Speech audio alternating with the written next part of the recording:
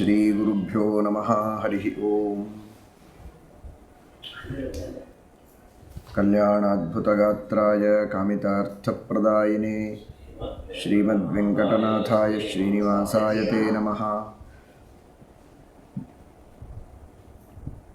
ಆನಂದತೀರ್ಥವರದೆ ದಾನವಾರಣ್ಯಪಾವಕೆ ಜ್ಞಾನದಾಯಿನಿ ಸರ್ವೇಶೇ ಶ್ರೀನಿವಾಸೇಸ್ತು ಮೇ ಮನಃ. ಧರ್ಮವಿಜ್ಞಾನವೈರಾಗ್ಯ ಪರಮೈಶ್ವರ್ಯಶಾಲಿನಃ ಆನಂದತೀರ್ಥಭಗವತ್ಪಾದಾನ್ ವಂದೇ ನಿರಂತರಂ. ಭವತಿ ಯದನುಭಾವಾದಿಡಮೂಕೋऽಪಿ ವಾಗ್ಮೀ ಜಡಮತಿರಪಿ ಜಂತುರ್ಜಾಯತೆ ಪ್ರಾಜ್ಞಮೌಲಿಃ. ಸಕಲವಚನಚೇತೋ ದೇವತಾ ಭಾರತೀ ಸಾ ಮಮ ವಚಸಿ ನಿಧತ್ತಾಂ ಸನ್ನಿಧಿಂ ಮಾನಸೇ ಚ. ನಮೋऽस्तु ತಾತ್ವಿಕಾ ದೇವಾಃ ವಿಷ್ಣುಭಕ್ತಿಪರಾಯಣಾಃ ಧರ್ಮಮಾರ್ಗೇ ಪ್ರೇರಯन्तु ಭವಂತಃ ಸರ್ವ ಏವ ಹಿ.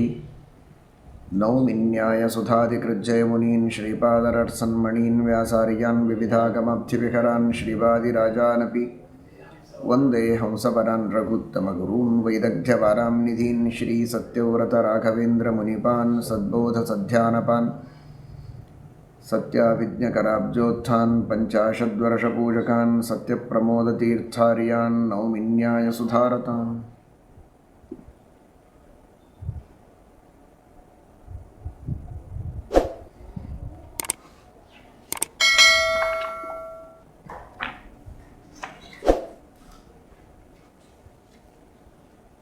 ಶ್ರೀನಿವಾಸದೇವರ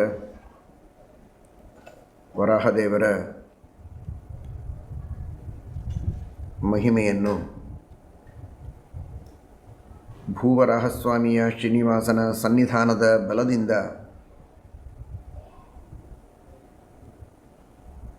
ಪವಿತ್ರವಾದ ಶ್ರೇಷ್ಠವಾದ ಆ ವೆಂಕಟಾಚಲದ ಮಹಿಮೆ, ಸ್ವಾಮಿ ಪುಷ್ಕರಣಿಯ ಮಹಿಮೆ, ಇವುಗಳನ್ನೆಲ್ಲ ಸ್ವಲ್ಪ ನಿನ್ನೆ ದಿವಸ ಚಿಂತನೆ ಮಾಡಿದ್ದೇವೆ.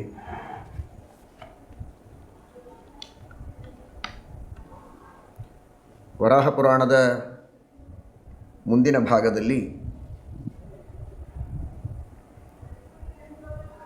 ಶ್ರೀನಿವಾಸದೇವರ ಮಹಿಮೆ, ಭಕ್ತರ ಮೇಲೆ ಶ್ರೀನಿವಾಸದೇವರು ಮಾಡಿದ ಅನುಗ್ರಹದ ವರ್ಣನೆಯನ್ನು ನಾವು ಕಾಣುತ್ತೇವೆ. ವೃದ್ಧನಾದ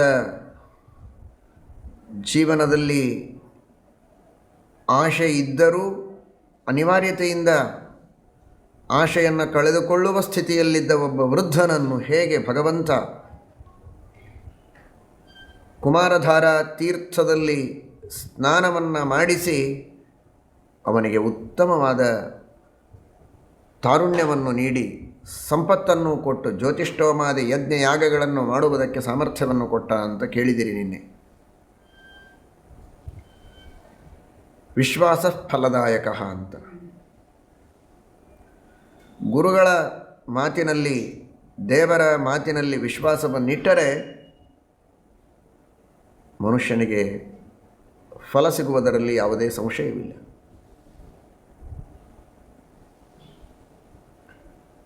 ಸತ್ಯನಾಥತೀರ್ಥ ಶ್ರೀಪಾದಂಗಳವರ ಚರಿತ್ರೆಯಲ್ಲಿ ಕೇಳುತ್ತೇವೆ,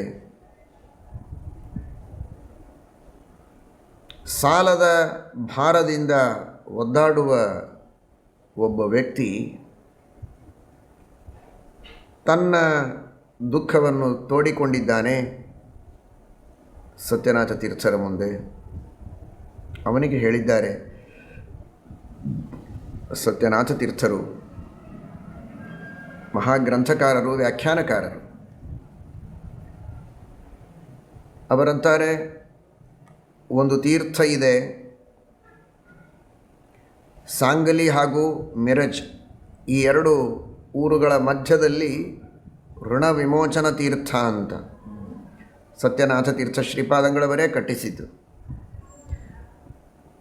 ಈ ಊರಿನಿಂದ ಆ ಊರಿಗೆ ಹೋಗುವಂತಹ ಜನರಿಗೆ ಮಧ್ಯದಲ್ಲಿ ನೀರಡಿಕೆಯಾಗಬಹುದು, ತೊಂದರೆಯಾಗತ್ತೆ. ಅನೇಕ ಪಶುಗಳು, ದನಗಳು, ಅವುಗಳಿಗೂ ಕೂಡ ನೀರಡಿಕೆಯಾಗಿ ಒದ್ದಾಡುವಂತಹ ಪ್ರಸಂಗ ಬೇಸಿಗೆಯಲ್ಲಿ ಮಧ್ಯದಲ್ಲಿ ಒಂದು ಪಶುಗಳೂ ಇಳಿದು ನೀರು ಕುಡಿಯುವುದಕ್ಕೆ ಅನುಕೂಲ ಆಗಬೇಕು. ಅಷ್ಟು ದೊಡ್ಡದಾದಂತಹ ಒಂದು ಸರೋವರದ ರೀತಿಯಲ್ಲಿರುವ ಬಾವಿ, ಇಳಿಯುವುದಕ್ಕೆ ದೊಡ್ಡ ದೊಡ್ಡ ಮೆಟ್ಟಲುಗಳು, ಪಶುಗಳಿಗೂ ಇಳಿಯುವುದಕ್ಕೆ ಅನುಕೂಲವಾಗುವ ಎತ್ತರ ಕಡಿಮೆ ಇದ್ದ ಅಗಲ ಇದ್ದಂತಹ ಮೆಟ್ಟಲುಗಳು, ಹಾಗೆ ವ್ಯವಸ್ಥೆಯನ್ನು ಮಾಡಿ ತಾವು ಅಲ್ಲಿ ಸ್ನಾನವನ್ನು ಮಾಡಿ ಆಹ್ನಿಕವನ್ನು ಮಾಡಿಕೊಳ್ತಾ ಇದ್ದರು. ಬಂದವರಿಗೂ ಅನುಕೂಲ ಆಗುವುದಕ್ಕೆ ವ್ಯವಸ್ಥೆ. ಆ ಬಂದಂತಹ ಬ್ರಾಹ್ಮಣನಿಗೆ 7 ಭಾನುವಾರ ನೀನು ಈ ತೀರ್ಥದಲ್ಲಿ ಸ್ನಾನ ಮಾಡು, ಭಕ್ತಿಯಿಂದ ದೇವರಿಗೆ ಗುರುಗಳಿಗೆ ಪ್ರಾರ್ಥನೆ ಮಾಡಿಕೋ, ನಿನ್ನ ಸಾಲದ ಭಾರ ಪರಿಹಾರವಾಗತ್ತೆ ಅಂತ. ಸತ್ಯನಾಥರ ಮಾತಿನ ಮೇಲೆ ವಿಶ್ವಾಸ. ನೀರಿನಲ್ಲಿ ಮುಳುಗಿದರೆ ಸಾಲ ಹೇಗೆ ತೀರತ್ತೆ ಸ್ವಾಮಿ ಅಂತ ಕೇಳಲಿಲ್ಲ ಅವನು. ಸ್ವಾಮಿಗಳ ಆಜ್ಞೆ, ನಾನು ಅದನ್ನು ಪರಿಪಾಲನೆ ಮಾಡಬೇಕು ಅನ್ನುವ ಶ್ರದ್ಧೆಯಿಂದ ಅವನು ಮಾಡಿದರೆ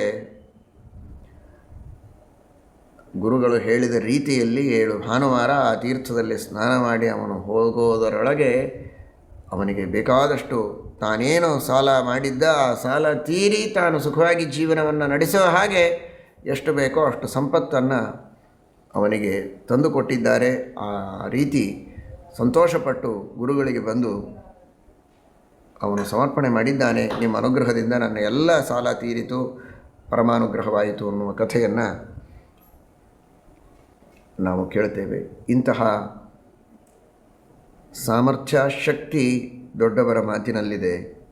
ದೇವರ ಪಾದಸ್ಮರಣೆಯನ್ನು ಮಾಡಿ, ದೇವರ ನಾಮಸ್ಮರಣೆಯನ್ನು ಮಾಡಿ, ಭಗವಂತನ ಸರ್ವೋತ್ತಮತ್ವವನ್ನು ಸ್ಥಾಪಿಸುವ ಶಾಸ್ತ್ರಗಳ ಪಾಠ ಪ್ರವಚನಗಳನ್ನು ಮಾಡುವ ಜ್ಞಾನಿಗಳ ಮಾತಿನಲ್ಲಿಯೇ ಇಂತಹ ಶಕ್ತಿ ಇದ್ದರೆ, ಸರ್ವೋತ್ತಮನಾದಂತಹ ಸರ್ವತಂತ್ರ ಸ್ವತಂತ್ರನಾದ ಆ ಭಗವಂತನ ಮಾತಿನಲ್ಲಿ ಎಂತಹ ಸಾಮರ್ಥ್ಯ! ಸಕಲ ಜಗನ್ನಿಯಾಮಕ ಅವನೇ. ಜಲ, ಸ್ಥಳ, ಅನಿಲ, ನಭಸ್ಥಲ ಎಲ್ಲವುಗಳನ್ನೂ ನಿಯಮನ ಮಾಡುತ್ತಾ ಅಂತರ್ಯಾಮಿಯಾಗಿದ್ದಂತಹ ಸ್ವಾಮಿ. ಆ ಸ್ವಾಮಿ ನೀರಿನಲ್ಲಿ ಸ್ನಾನ ಮಾಡು, ನಿನಗೆಲ್ಲ ಒಳ್ಳೆಯದಾಗತ್ತೆ ಅಂತ ಸುಮ್ಮನೆ ಹೊರಗಿದ್ದು ಹೇಳುವವನಲ್ಲ. ನೀರಿನಲ್ಲಿದ್ದು ಅವನಿಗೆ ಪಾವಿತ್ರ್ಯವನ್ನು ಕೊಟ್ಟು ಅವನ ಪಾಪಗಳನ್ನು ಕಳೆದು, ಯಾವ ಪಾಪಗಳಿಂದಾಗಿ ಅವನು ಕಷ್ಟ ಅನುಭವಿಸ್ತಾ ಇದ್ದಾನೆ ಆ ಕಷ್ಟಗಳನ್ನು ಕಳೆಯುವುದಕ್ಕೆ ಆ ನೀರಿನೊಳಗೇ ಇದ್ದು, ಸ್ನಾನದಿಂದ ಬಂದ ಪುಣ್ಯದೊಳಗೆ ಪುಣ್ಯನಾಮಕನಾಗಿದ್ದು ಅವನನ್ನು ರಕ್ಷಣೆ ಮಾಡುವಂತಹ ಸ್ವತಂತ್ರನಾದ ಪ್ರಭು ಭಗವಂತನಿಗೆ ಏನಿದೆ ಸಾಧ್ಯ?